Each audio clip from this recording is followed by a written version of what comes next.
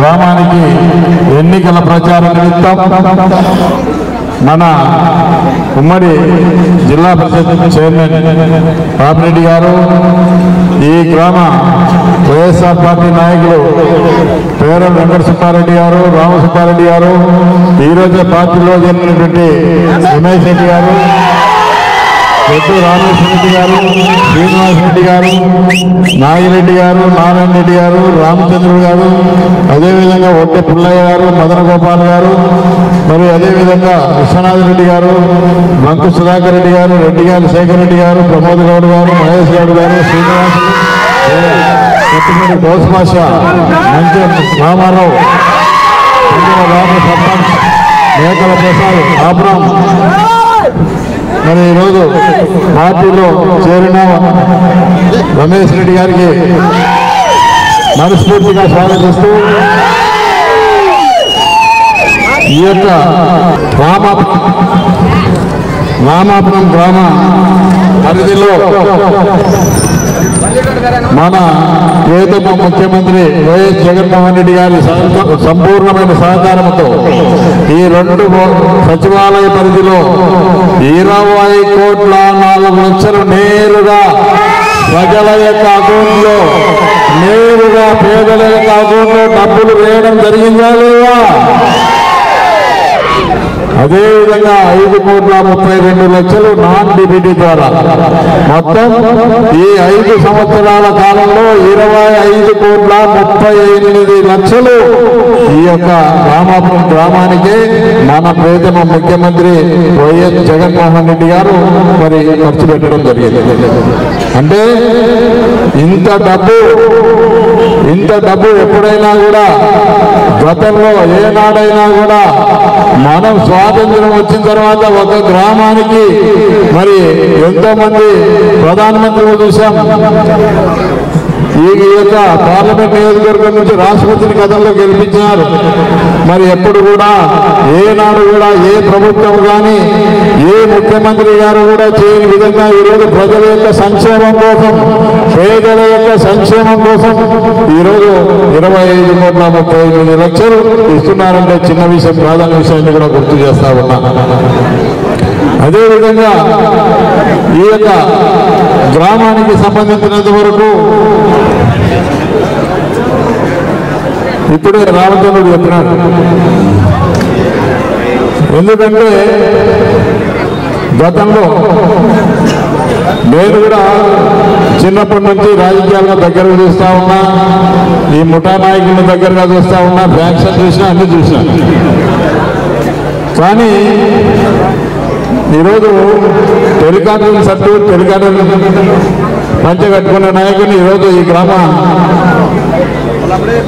నాయకుడు మరి మన వెంకట సుబ్బారెడ్డి గారి తండ్రి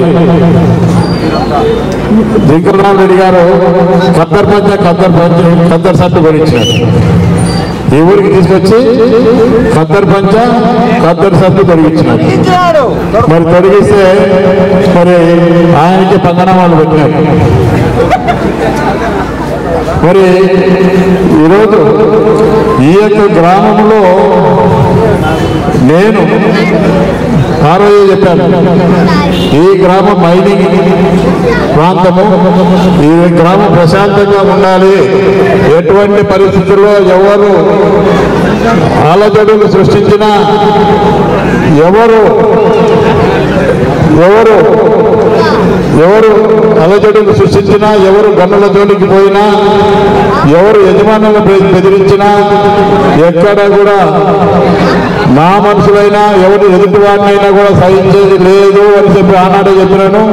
చెప్పిన ప్రకారంగా ఈ రోజు వరకు ఎక్కడ కూడా గన్నుల మీద దాడులు కానీ, గని యజమానులను ఇబ్బంది పెట్టడం కానీ, ఎక్కడ కూడా ఈరోజు లీజులు లేకపోయినా, లీజులు ఉన్నా లీజులు లేకపోయినా, ఎన్విరాన్మెంట్ క్లియరెన్స్ ఈసీ ఉన్నా లేకపోయినా ఈ రోజు గనులు చేసుకుంటా ఉన్నారా లేదా అని అడుగుతా ఉన్నా.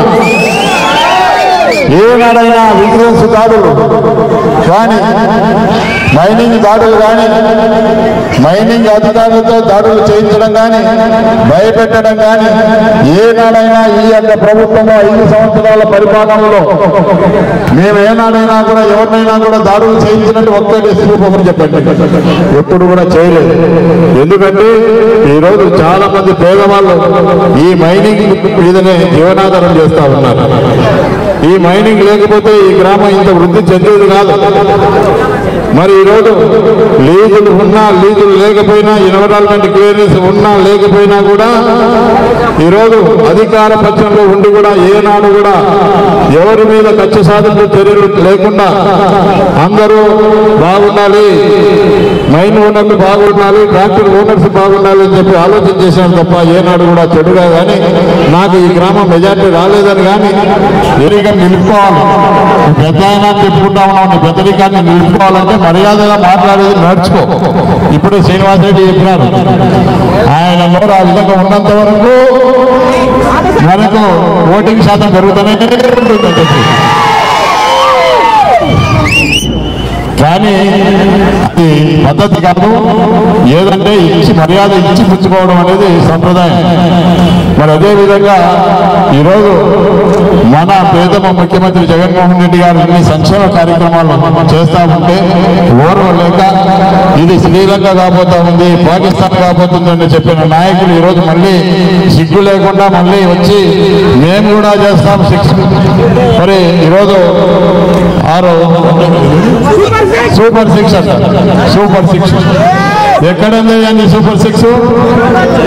మరి 4,000 పింఛను ఇస్తానని చెప్పినా అది పేపర్లోనే లేకుండా చేస్తారు, మాయం చేసేసారు. ఇప్పుడే లేదు, మిస్ అయిపోయింది అది ఇప్పుడే. మరి అదేవిధంగా మీతో జతగట్టినటువంటి బీజేపీ పార్టీ మీకు మేనిఫెస్టోనే ఒప్పుకోవడం లే, అది చిత్తుకాయుధంగా ఒప్పుడేశారు. మరి అటువంటిది మరి ఏ విధంగా నువ్వు మరి సూపర్ 6 పెడతావు, మరి ఏ విధంగా ప్రజలకు మంచి చేస్తావు? ఈరోజు ఈ యొక్క సంక్షేమ కార్యక్రమాలు మన ప్రియతమ ముఖ్యమంత్రి జగన్మోహన్ రెడ్డి గారు కులం కానీ, మతం కానీ, పార్టీ కానీ ఏది కూడా చూడకుండా అన్ని సంక్షేమ కార్యక్రమాలు ఈరోజు మాకు పార్టీ ఓటు వేసినా వేయకపోయినా అందరికీ కూడా అన్ని పథకాలు ఇస్తా ఉన్నాడే. ఏనాడైనా మా పార్టీకి ఓటు వేయలేదని కానీ, ఈ గ్రామం మాకు మెజార్టీ రాలేదని కానీ, ఎక్కడైనా కూడా తక్కువ సొమ్ము ఎక్కడ చూడలే. ఇంకా పోగొట్టుకునే దగ్గరనే సంపాదించుకోవాలని చూసినా తప్ప, ఎక్కడ ఓట్లు సంపాదించుకోవాలని చూసినా తప్ప ఎక్కడ కూడా తక్కువ చేయలేదు. అదేవిధంగా ఈ గ్రామానికి అన్ని విధాలుగా డెవలప్ చేస్తా ఉన్నాం. కాబట్టి మీరు ఓటు వేసే ముందు ఆలోచన చేయండి, మనకు ఈ యొక్క ప్రభుత్వంలో మంచి జరిగిందా లేదా? జగన్మోహన్ రెడ్డి గారు ఒకటే చెప్తా ఉన్నారు, ఏ కుటుంబానికైనా సరే జగన్మోహన్ రెడ్డి గారి పరిపాలనలో మీకు మంచి జరిగితేనే నాకు జగన్మోహన్ రెడ్డి గారు చెప్తా. మరి దేశంలో ఎవరైనా కానీ మీకు మంచి జరిగితేనే నాకు ఓటు అని చెప్పే దొంగున్న నాయకుడు ఎవరైనా ఉన్నారా ఈ దేశంలో? కేవలం ఒక జగన్మోహన్ రెడ్డి గారు మాత్రమే ఉన్నారు. మరి అదేవిధంగా ఈనాడు జగన్మోహన్ రెడ్డి గారి గురించి, జగన్మోహన్ రెడ్డి గారి పరిపాలన గురించి మాట్లాడుతూ ఉన్నారు. మరి జగన్మోహన్ రెడ్డి గారి పరిపాలనలో మరి ఈరోజు 2 సంవత్సరాలు కరోనా, 3 సంవత్సరాల్లో ఇంత అభివృద్ధి, ఇన్ని సంక్షేమ కార్యక్రమాలు చేసినాం. మరి మీరు 14 సంవత్సరాలు ముఖ్యమంత్రిగా ఉన్నారు, 46 సంవత్సరాలు మీకు రాజకీయంగా అనుభవం ఉంది. మరి ఏనాడైనా కూడా ప్రజలకు ఇన్ని సంక్షేమ కార్యక్రమాలు చేయాలనే ఆలోచన ఏనాడైనా వచ్చిందా? రాలేదు. కేవలం ఒక జగన్మోహన్ రెడ్డి గారు మాత్రమే ఈ యొక్క పేదవాళ్లకు సంక్షేమ కార్యక్రమాలు అందజేయాల. పేదవాడిగానే ఉండకూడదు, పేదవాడికి కూడా మనం ప్రభుత్వం అనేది ఖచ్చితంగా సహాయం ఉండాలి. అందుకే జగన్మోహన్ రెడ్డి గారు చెప్తా ఉన్నారు, ఇది పేదలకు పెద్దలకు మధ్య యుద్ధం జరగబోతా ఉంది, ధర్మానికి అధర్మానికి యుద్ధం జరగబోతా ఉంది. ఖచ్చితంగా ధర్మం గెలవాలి. ధర్మం గెలవాలంటే ఫ్యాన్ గుర్తుకు ఓటేయాలి. జగన్మోహన్ రెడ్డి గారు ముఖ్యమంత్రి కావాలి. ఎందుకంటే వీళ్ళు కులం కానీ మతం కానీ పార్టీ కూడా చూడకుండా ఈరోజు ధర్మం ప్రకారంగా అన్ని వర్గాల వారికి, అన్ని కులాల వారికి, అన్ని పార్టీల వారికి ధర్మము తప్పకుండా జగన్మోహన్ రెడ్డి గారి పరిపాలనలో అన్ని సంక్షేమ పథకాలు వచ్చినాయి కాబట్టి మీరు కూడా మీ ధర్మాన్ని పాటించమని కోరుతా ఉన్నారు. అదేవిధంగా ఈరోజు రాష్ట్రంలో ఈ 5 సంవత్సరాల్లో ఎక్కడ కూడా చిన్న గొడవలు అనేది లేకుండా, ఎక్కడ దాడులు అనేది లేకుండా ఈరోజు శాంతి భద్రతల విషయంలో సజావుగా ఉంది. ఈ తెలుగుదేశం పార్టీ నాయకులు ఆలు లేదు, పోలు లేదు, సుమ్మడి పేరు సోమలింగం అన్నప్పుడు ఇంకా మీకు ఏది లేదు. ఇప్పుడే ఒకటి ఎర్రబుక్కు రాస్తామని ఒక నా కొడుకు చెప్తాడు, ఎర్రబుక్కు రాస్తారంట. ఎర్రబుక్కు రాసి వైసీపీ నాయకులందరూ బట్టలు కూడా తీసుకొస్తామని. ఇదే ఆ సంస్కృతి మీకు నేర్పింది మీ తండ్రి గారు చంద్రబాబు నాయుడు గారు నేర్పింది ఇదేనా మీకు? ఈ సంస్కృతి ఇదేనా మీకు నేర్పిన విద్య? మర్యాదగా మాట్లాడేది నేర్చుకోండి. అదేవిధంగా ఈరోజు ప్రతి దానికి మతి తప్పి ఈరోజు 74 సంవత్సరాలు మీకు వయసు వచ్చింది చంద్రబాబు నాయుడు, ఇంకా బుద్ధి రాలేదు. చంద్రబాబు నాయుడు మాట్లాడుతూ ఉన్నాడు, జగన్మోహన్ రెడ్డి గురించి మాట్లాడతాడు. జగన్మోహన్ రెడ్డిని చంపితే ఏమవుతుందని మాట్లాడతాడు. జగన్మోహన్ రెడ్డి మీద ఏలు పెట్టి చూడు, ఈ కథ చూపిస్తా. జగన్మోహన్ రెడ్డి గారిని చంపితే ఏమవుతుందని చెప్తా ఉన్నాడు. అంటే ఒక రాజకీయంగా అనుభవం ఉన్న వ్యక్తి 74 సంవత్సరాలు ఉన్నారు. మరి ఈరోజు మన యొక్క ఆరోగ్య విషయంలో మన ప్రియతమ ముఖ్యమంత్రి జగన్మోహన్ రెడ్డి గారు మరి అదేవిధంగా ఈరోజు 5 లక్షల నుంచి 25 లక్షలకు ఆరోగ్యశ్రీని పెంచడం జరిగిన విషయాన్ని కూడా గుర్తు చేస్తా ఉన్నాం. మన యొక్క పిల్లల యొక్క భవిష్యత్తు గురించి ఆలోచన చేసి ఈ రోజు నుంచి 0 క్లాస్ నుంచి ఇంగ్లీష్ మీడియం స్కూల్ ప్రవేశపెట్టి మరి ఈ రోజు నాడు నేడు కింద స్కూల్ అని ఏ విధంగా బాగు చేస్తా ఉన్నాడో ఒకసారి ఆలోచన చేయవలసిందిగా కోరుతా ఉన్నాను. ఈరోజు ప్రతి విద్యార్థి బాగా చదువుకోవాలి, ఉన్నత శిఖరాలు వెళ్ళాలి, ప్రతి విద్యార్థికి ఉద్యోగ అవకాశాలు రావాలి, ఈ యొక్క రాష్ట్రంలో పరిశ్రమలు రావాలని చెప్పి జగన్మోహన్ రెడ్డి గారు కోరుకుంటా ఉన్నారు. మరి అదేవిధంగా ఈరోజు చంద్రబాబు నాయుడు గారు మాట్లాడుతూ ఉన్నారు. చంద్రబాబు నాయుడు ఏది చేసినా కూడా ఈరోజు జగన్మోహన్ రెడ్డి గారు ఏ మంచి పని చేసినా కూడా దాన్ని కోర్టుకు వేసి అడ్డుకునే కార్యక్రమం చేస్తా ఉన్నారు. చివరకు ఈ మధ్య మన అవ్వాతాతలకు ఇచ్చినటువంటి పెన్షన్ కూడా ఈరోజు చంద్రబాబు నాయుడు కోర్టుకు వేసి అడ్డుకోవడం జరిగింది. ఇటువంటి దుర్మార్గులకు మళ్ళీ అధికారం ఇవ్వాలా? మీరే చెప్పండి. ఈరోజు అవ్వాతాతలందరూ కూడా శాపనార్థాలు పెడతా ఉన్నారు చంద్రబాబు నాయుడు గారిని. శాపనార్థాలు పెడితే ఎప్పుడు పోతాడా వీడు అంటున్నారు.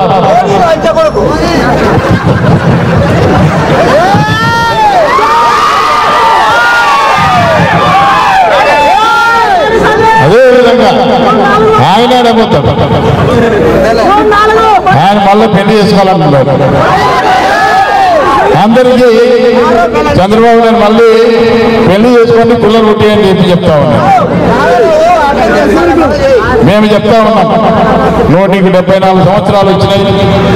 మరి అందరికీ ఉచిత స్థలాలకు పిల్లలు పుట్టేమని చెప్తా ఉన్నావు. మరి 4 పిల్లలను 5 పిల్లలను పడమని కనమని చెప్తా ఉన్నావు. మరి 174 సంవత్సరాలు బతికితే 5 ఏళ్ళు 6 ఏళ్ళు బతుకుతావు. తర్వాత పిల్లల్ని ఎవరు సాకాలా, ఎవరు పోషించాలా, ఏ ప్రభుత్వం పోషించాలా? నువ్వేమో పైన పోతావు, కింద ఉండేది పిల్లలు ఎవరు? జగన్మోహన్ రెడ్డి గారు చేయాలి. నువ్వేమో ఉచిత స్థానాలు 5 మంది పిల్లలు పుట్టేయండి, 18 సంవత్సరాల నుంచి 59 సంవత్సరాలకు నెలకు ఆడపిల్లలకు పింఛన్ ఇస్తా అంట. మళ్ళీ ముసలిళ్ళ పింఛన్ నీకు ముసలిళ్ళేమయ్యా 60 సంవత్సరాలు అయితే పింఛన్ ఇస్తాం, 18 సంవత్సరాల నుంచే పింఛన్ ఇస్తారంట. ఇవి నమ్మే మాటలా? అదేవిధంగా 3 సిలిండర్లు ఇస్తానంటాడు. అదేవిధంగా ఈరోజు ఫస్ట్ ఇది చెప్తా ఉన్నాను, ఆడవాళ్ళు ఎక్కడైనా తిరగచ్చు, ఏం పని ఉండదు వాళ్ళకి. ఇంట్లో వంట చేయొద్దా?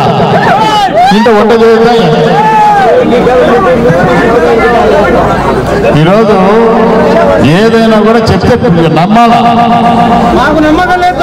కాబట్టి ఈరోజు జగన్మోహన్ రెడ్డి గారి ప్రభుత్వంలో ఈ పథకాలు, గతంలో ఇచ్చిన పథకాలన్నీ కూడా అమలు చేస్తూనే, అదేవిధంగా 45 సంవత్సరాలు నిండిన BC, SC, ST, BC minority వర్గాలకు సంబంధించి గతంలో 18,750 జీవితాన్ని ఇస్తా ఉంటే ఈరోజు దాదాపు 37,500 ఇస్తానని కూడా చెప్పడం జరిగిందనే విషయాన్ని కూడా గుర్తు చేస్తా ఉన్నాం.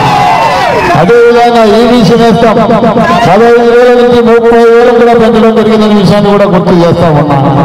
అదేవిధంగా ఈరోజు కాపులకు సంబంధించి 15,000 నుంచి 30,000కు ఇవ్వడం జరుగుతుందని కూడా గుర్తు చేస్తా ఉన్నాం. అదేవిధంగా ఈరోజు బీజేపీ కానీ, తెలుగుదేశం కానీ, మరి అదేవిధంగా పవన్ కళ్యాణ్ పార్టీ కానీ, ఈ 3 పార్టీలు కూడా కూటమిగా ఏర్పడి ముస్లింలకు 4% రిజర్వేషన్ రద్దు చేయాలని చెప్పి ప్రయత్నం చేస్తూ ఉన్నారు. ఆనాడు దివంగత నేత రాజశేఖర రెడ్డి గారు మన యొక్క ముస్లిం పిల్లల యొక్క భవిష్యత్తు గురించి ఆలోచన చేసి, ముస్లిం పిల్లలకు స్కాలర్షిప్ రావాలి, ముస్లింలకు రాజకీయంగా పదవులు రావాలి, బీసీకి కింద వాళ్ళని చేర్చాలి, వాళ్ళకు ఉద్యోగ అవకాశాలు రావాలని చెప్పి ఆనాడు దివంగత నేత రాజశేఖర రెడ్డి గారు మరి ముస్లింల ఉన్న ప్రేమతో 4% రిజర్వేషన్ ఏర్పాటు చేస్తే, ఇలాంటి ముసలోడు ఈ యొక్క చంద్రబాబు నాయుడు, ఈ యొక్క మోడీ, వీళ్ళందరూ కూడా ఈ యొక్క 4% రద్దు చేయాలని చెప్పి ప్రయత్నం చేస్తా ఉన్నారు. రద్దు చేస్తామని చెప్పి కూడా చెప్తా ఉన్నారు. కాబట్టి తప్పకుండా మనకు రద్దు కాకుండా ముస్లింలకు అందరూ కూడా జగన్మోహన్ రెడ్డి గారు చెప్తా ఉన్నారు. కాబట్టి ముస్లిం సోదరులైనా ఒకసారి ఆలోచన చేయండి, మీ యొక్క పిల్లల యొక్క భవిష్యత్తు గురించి ఆలోచన చేయండి, మీ యొక్క పిల్లల యొక్క ఉద్యోగ అవకాశాల గురించి కూడా ఆలోచన చేయవలసిందిగా కోరుతా ఉన్నాం. కాబట్టి ముస్లిం సోదరులందరూ కూడా తప్పకుండా మీరు జగన్మోహన్ రెడ్డి గారికి అండగా ఉండాలి. జగన్మోహన్ రెడ్డి గారికి అండగా ఉంటేనే మీ యొక్క 4% రిజర్వేషన్ కూడా రద్దు కాకుండా కాపాడుతామని చెప్పి కూడా తెలియజేస్తా ఉన్నాం. కాబట్టి ఈరోజు ఇన్ని పథకాలు జగన్మోహన్ రెడ్డి గారి ప్రభుత్వంలో ఇన్ని సంక్షేమ కార్యక్రమాలు కూడా అమలవుతా ఉన్నాయి. కాబట్టి మీరందరూ కూడా ఆదరించండి, మంచి చేసిన వారికి మంచి చేయండి. అదేవిధంగా జగన్మోహన్ రెడ్డి గారికి ఇన్ని విధాలుగా 5 సంవత్సరాలుగా ఎన్నో కష్టాలు, ఈ యొక్క 2 సంవత్సరాలు కరోనాతో ఎంతో ఇబ్బంది పడినాం. అదేవిధంగా 2 సంవత్సరాల్లో ఒక చిల్లి గవ్వ కూడా ఈ యొక్క ప్రభుత్వానికి ఆదాయం లేకపోయినా కూడా జగన్మోహన్ రెడ్డి గారి ప్రభుత్వంలో ఎక్కడ కూడా సంక్షేమ కార్యక్రమం కానీ, అభివృద్ధి కానీ ఎక్కడ కూడా ఆపకుండా ఇన్ని పథకాలు కూడా అమలు చేస్తా ఉన్నాం. కాబట్టి ఈరోజు మనకు అన్ని విధాలుగా సహాయం చేసే వ్యక్తులకు మనం అండగా ఉండాలి. అదేవిధంగా ఇన్ని పథకాలతో మనం అంతా కూడా మన భార్య పిల్లలతో సుఖంగా సంతోషంగా ఉన్నాము. కాబట్టి తప్పకుండా ఆయన చేసిన సహాయానికి ఆయన రుణం తీర్చుకోవాలి. ఆయన రుణం తీర్చుకోవాలంటే ఈ నెల 13వ ఎన్నికలు జరగబోతా ఉన్నాయి. కాబట్టి ఆయన యొక్క రుణం తీర్చుకోవాలంటే మనందరూ కూడా ఫ్యాన్ గుర్తుకు ఓటేసి ఆయన్ని 2వ సారి ముఖ్యమంత్రిగా చేసుకోవాలని చెప్పి కోరుతా ఉన్నా. అదేవిధంగా